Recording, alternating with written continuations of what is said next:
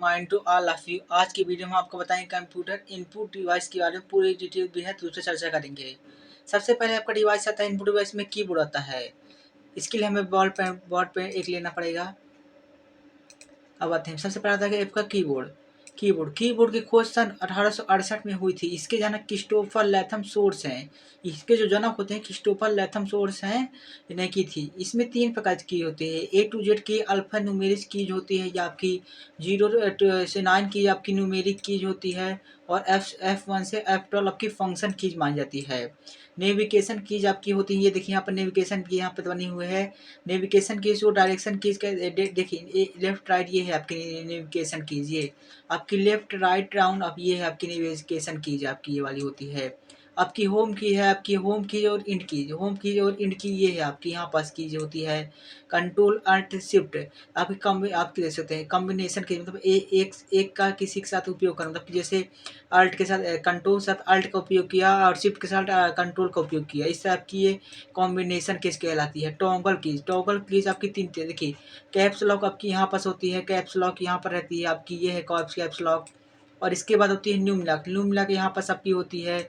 और इसकी scroll lock आपकी यहाँ पास होती है, इस वाले ऑप्शन जहाँ पर आपसे आपके होम बटन रहती है, यहाँ पर आपकी स्क्रॉल लॉक होती है।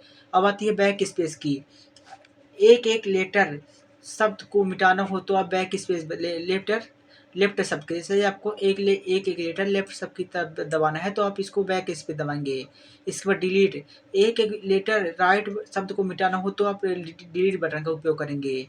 इंपॉर्टेंट, कीबोर्ड में 104 कीज होती हैं। सबसे बड़ी कीज होती है आपकी स्पेस बटन की होती, देख सकते हैं यहाँ पर ESC कीज आपकी लिखा है। फंक्शन कीज आपकी ये है, आपका बैक स्पेस की ये है आपकी। नेविगेशन एंडिंग कीज ये है आपकी। और न्यूमेरिक कीपैड आपकी यहाँ पर। डायरेक्शन कीज आपको बता चुके हैं, ये है आपकी डायरेक्शन कीज यहाँ पर। और इसके बाद यहाँ पर alt windows control A combination keys कहलाती हैं आपकी। देख सकते हैं यहाँ पर कीबोर्ड कितनी आसान तरीके से हम आप समझ सकते हैं। आप इसका स्क्रीनशॉट भी ले सकते हैं अगर लेना चाहते हैं तो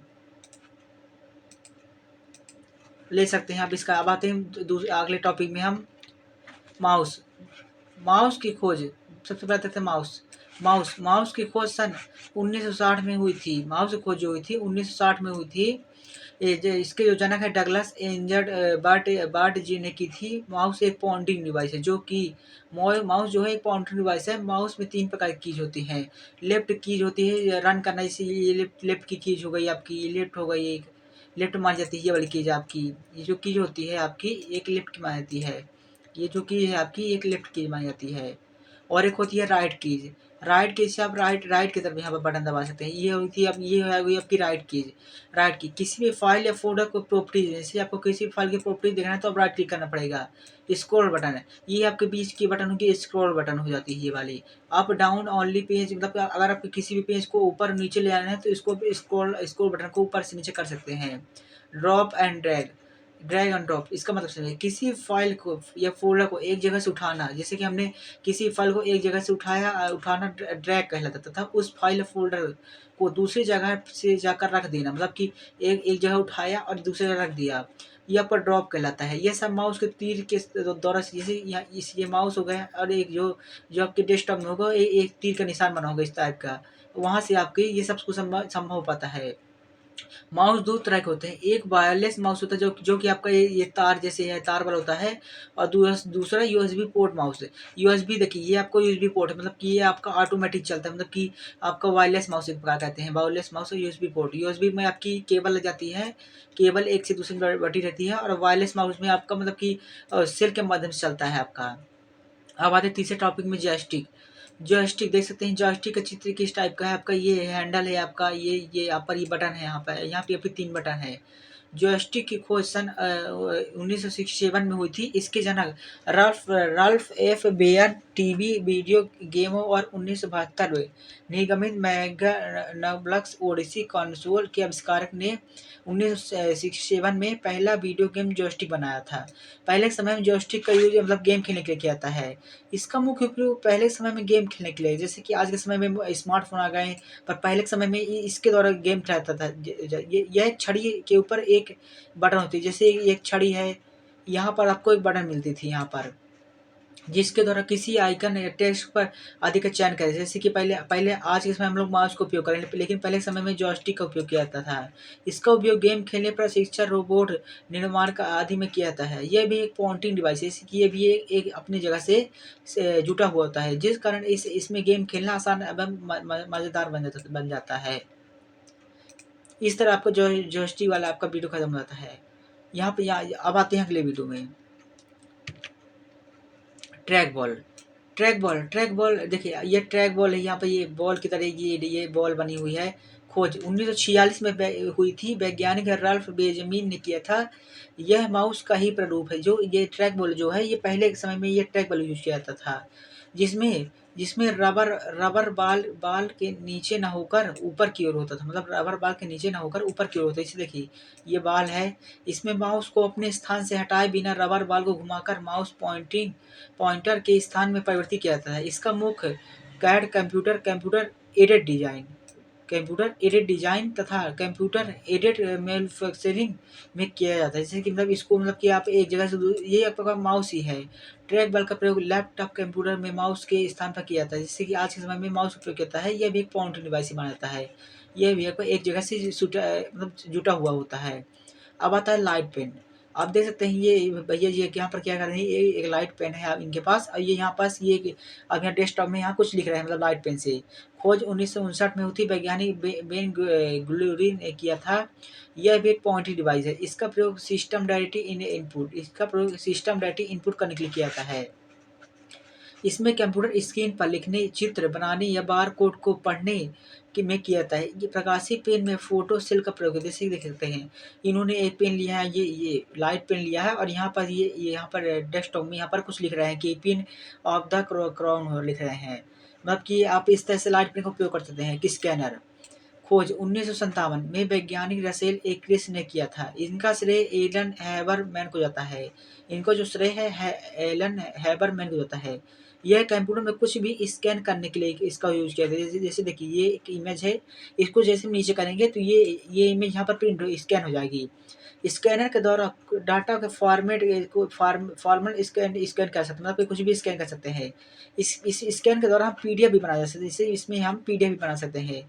इसका मुख्य प्रयोग कागजी दस्तावेज को इलेक्ट्रॉनिक रूप से लंबे समय तक संरक्षित रखने में किया जाता है। जरूरत करने पर इस डॉक्यूमेंट को एडिट कर प्रिंट भी किया जाता है। जैसे कि मान लीजिए ये स्कैन कर लिया हमने, अब इसको हम हमेशा रख भी सकते हैं, और आगे चल के हम इसको हम प्रिंट भी कर सकते हैं, जो कि हमारे भविष्य के लिए अच्छा माना जाता है। अब आते हैं ऑप्टिकल कैरेक्टर रिजोल्यूशन। खोज 1974 में हुई। वैज्ञानिक जो है रे कार्जेवेल द्वारा किए हुआ। अगर आप स्कैन किए गए डाटा में से किसी भी इमेज फॉन्ट अक्षरों को रीड मतलब पढ़ना चाहते हैं, जैसे कि पढ़ना चाहते हैं, तो इसके लिए इस डिवाइस का उपयोग किया जाता है। ओसीआर स्कैन किए गए डॉक्यूमेंट की पहचान कर उसे वर्ड प्रोसेसिंग टेक्स्ट में बदलता है, ताकि कंप्यूटर उसमें एडिट कर सके। जैसे देखिए, यहाँ पर ये एक पेन है, ये ऑप्टिकल कैरेक्टर रिजोल्यूशन। यहाँ पर एक लाइट निकल रही है, देख सकते हैं, और ये मतलब ये पढ़ने के लिए है। तो यहाँ पर इसको मतलब पढ़ने के लिए इसका यूज किया जाता है, ऑप्टिकल कैरेक्टर रिजोल्यूशन। अब आता है ऑप्टिकल मार्क रीडर। खोज 1926 में हुई थी। वैज्ञानिक सोखलोसाफी स्केटान आविष्कारक हैं। उदाहरण के तौर पर पेन या पेंसिल से जो ओएमआर की सीट पर जो मतलब जैसे पहले समय में एक ओएमआर सीट जैसे बिंदी बिंदी मतलब करना पड़ता था, जैसे पेपर के समय में भाग छायांकित किया था, उसको पढ़ने के लिए ओएमआर डिवाइस का उपयोग, जैसे आजकल वस्तु उत्तर पुस्तिकाओं को जांचने के लिए इसका उपयोग किया जाता है। जैसे कि कोई भी उत्तर पुस्तिका जैसे कि वो बिंदी में रहती थी, तो उसको देखिए यहाँ से ये बिंदी बिंदी गई, और यहाँ से निकलने के बाद यहाँ पर जांच में आ जाएगा कि कितने प्रश्न हमारे आंसर सही है, प्रश्न में आंसर सही है। इसमें उच्च तीव्रता वाले प्रकाशीय किरणों को कागज पर डाला जाता है, तथा पेन या पेंसिल के निशान से परिवर्तित किरण के अध्ययन का सही उत्तर का उपयोग। जैसे कि अगर हमने कोई गलत क्वेश्चन में आंसर में टिक किया है, तो वहाँ पर ये आंसर शीट में बता देगा कि हमारे कितने क्वेश्चन सही हैं और कितने गलत क्वेश्चन हैं। अब इसके बाद आते हैं बार कोड रीडर। खोज 1940 में हुई थी। इसके वैज्ञानिक वुडलैंड ऑफ बर्नार्ड सिल्वर ने की थी। बार कोड इसका सबसे ज़्यादा वर्तमान में उपयोग होने वाला इनपुट डिवाइस है। विभिन्न प्रकार की वस्तुओं आदि में वर्चुअल लाइन के नीचे कुछ नंबर या टेक्स्ट लिखे होते हैं। बार कोड रीडर लेजर बीमा का प्रयोग करता है तथा परिवर्ती किरणों के द्वारा डाटा को कंप्यूटर में डालता है। आजकल बार कोड का प्रयोग बैंक एवं पोस्टल मतलब हर जगह क्या हो ये भी जैसे ये स्कैनर है, इसके अंदर कुछ मतलब डिटेल होगी, मतलब कुछ प्रोडक्ट के संबंधित ये बार कोड स्कैन करेगा इसको, ये इसकी लेजर लाइट से। इसके द्वारा यहाँ पर मतलब कि कुछ कुछ मतलब इसके अंदर की जो भी डाटा होगा आपको काफ़ी तरीके से देखने को मिल जाएगा। ये देखिए क्या लिखा है, इसके द्वारा वस्तु उत्पाद आदि प्रकार आदि का पता लगाया जाता है। मतलब जो ये बार कोड है इसका जैसे स्कैन करेगा इसके इसके संबंध में जैसे कि मतलब कोई सामान है तो उसके अंदर ये डाटा होगा तो ये रियल डाटा आपका दिखाई देगा। अब आते हैं magnetic ink character recognition MICR। खोज 1950 में हुई जनक एल्मिर बर्निना ने आविष्कार किया था। MICR कोड 9 अंकों का था जो इलेक्ट्रॉनिक क्लियरिंग सिस्टम शामिल बैंक की शाखा की पहचान संख्या है। इन 9 अंकों में पहले 3 अंक का शहर का नाम है, जो 3 अंक होता है वो शहर का नाम दर्शाता है। पहले और अगले 3 अंक बैंक का नाम और अंक की अंतिम 3 अंक जो होता है वो बैंक की शाखों को दर्शाता है। इस डिवाइस का उपयोग सुरक्षित नंबर को पढ़ने रीड करने के लिए किया जाता है जिसमें चुंबकीय तरंगों का उपयोग करते हैं। जैसे बैंकिंग चेक को पढ़ने के लिए किया जाता है, जैसे कि किसी भी बैंकिंग चेक को पढ़ने के लिए होता है तो इसमें मैग्नेटिक इंक कैरेक्टर विजुअलाइजेशन के माध्यम से ही ये संभव हो पाता है। अब आते हैं हम टच स्क्रीन, जैसे कि हम मोबाइल में आज के समय में जैसे कि मोबाइल टच करते हैं, जैसे कि ये देखिए भाई यहाँ पर एक मोबाइल टच किए तो ये ऐप यहाँ पर जैसे टच करेंगे ये ऐप यहाँ पर डबल टैप से खुल जाता है। खोज 1965 में हुई जनक एरिक जॉनसन द्वारा विकसित किया गया। इसका मुख्य काम जब आप उसे इसका स्पर्श या दबाव जैसे यहाँ पर दबाव किए तो यहाँ पर कुछ देखिए यहाँ पर दिखाई दे रहा है तो वह सक्रिय जैसे कि मतलब यहाँ पर डबल टैप करेंगे तो ये ऐप खुल जाएगा। और जब हम काम करना शुरू कर देते हैं तो वह टच अब जैसे कि हम काम कर रहे हैं तो चालू हो जाएगा और जब दबाव या संपर्क टच स्क्रीन के हट जाता है तो वे खुले स्क्रीन के रूप में कार्य करते हैं। जैसे कि अगर हम टच छोड़ देंगे तो ये नॉर्मली हो जाएगा पेज। इस टच स्क्रीन का उपयोग बैंकों में ATM, ऑटोमेटिक टेलर मशीन तथा सार्वजनिक सूचना केंद्रों में किया जाता है। स्मार्टफोन एवं टैबलेट में कंप्यूटर में भी टच का उपयोग जैसे कि आजकल हर जगह आजकल ये एडवांस तकनीकी माध्यम हो गई जिसमें कंप्यूटर लैपटॉप के माध्यम से हम टच कर सकते हैं, जो कि आने वाले समय में काफ़ी पद्धति मानी जाएगी। अब इसको भी आप स्क्रीनशॉट ले सकते हैं। अब आते हैं हम डिजिटल कैमरा। डिजिटल कैमरा आप सभी जानते हैं आज के समय में सबसे ज़्यादा उपयोग हमारा डिजिटल कैमरा, मतलब कि आज का फ़ोटो शादियाँ होती हैं तो वहाँ पर डिजिटल कैमरा माना जाता है। खोज 1975 में हुई, इसके जनक स्टीवन सैसन ने किया। उस समय डिजिटल में सिर्फ उस समय क्या था कि 0.01 मेगापिक्सल का इस्तेमाल होता था, मतलब कितने कम समय, और उस समय कैमरे में सिर्फ ब्लैक वाइट फ़ोटो ही ले सकते थे, मतलब ब्लैक और वाइट फ़ोटो ले सकते हैं। और एक फ़ोटो लेने में करीब 23 सेकंड का समय हमें लगता था, मतलब कि पहले समय में हमें 23 सेकंड तक खड़े रहना पड़ता था एक समय में। मतलब आज के समय में इसका उपयोग वीडियो कॉन्फ्रेंसिंग, वीडियो चैटिंग और वेब ब्रॉडकास्ट फ़ोटो लेने में काम आता है। आज के समय में जो है 1000 मेगापिक्सल तक का कैमरा में इस्तेमाल किया जाता है। जैसे कि आजकल इतनी एडवांस आ गई है कि हम चाहे तो ब्लैक, व्हाइट, ब्लू मतलब आजकल हम हर तरह की हम फ़ोटो निकाल सकते हैं। मतलब कि आज इस समय में कैमरा का सबसे अधिक महत्वपूर्ण हो रहा है, मतलब हर जगह में। अब आते हैं माइक्रोफ़ोन। जैसे कि आवाज़ होती है तो उसको खोज 1876 में हुई। इसका इस आविष्कारक एर्मिल बर्निना को जाता है। माइक्रोफ़ोन एक ऑडियो डिवाइस है जिसके द्वारा किसी आवाज़ को कंप्यूटर के रूप में डाला जाता है। माइक ध्वनि तरंगों को एनालॉग विद्युत तरंगों में बदलता है, जिसे साउंड कार्ड द्वारा डिजिटल संकेतों में बदला जाता है। आवाज़ रिकॉर्ड करने, फाइल तैयार करने तथा इंटरनेट पर बातचीत करने के लिए क्या था। ऑडियो फाइल रिकॉर्ड या एडिट करने के लिए सॉफ्टवेयर का प्रयोग, जैसे कि हमें कोई आवाज़ को एडिट मतलब कि आवाज़ रिकॉर्डिंग करनी है कि मतलब कि कुछ मतलब कुछ भी मतलब करना है तो इसका उपयोग हम इसके माध्यम से हम मतलब कि हमारी आवाज़ जो है पूरे जगह गूंज जाएगी। यहाँ से हम आवाज़ देंगे तो हमारी यहाँ पर एक मतलब कि चार्जिंग केबल होती है तो इसको चार्ज भी कर सकते हैं। अब आते हैं smart card reader. Smart card आप जानते हैं डेबिट कार्ड और क्रेडिट कार्ड में जो ये जैसे देखिए यहाँ पर एक कार्ड है, यहाँ पर एक चिप लगी हुई छोटी सी देख सकते हैं।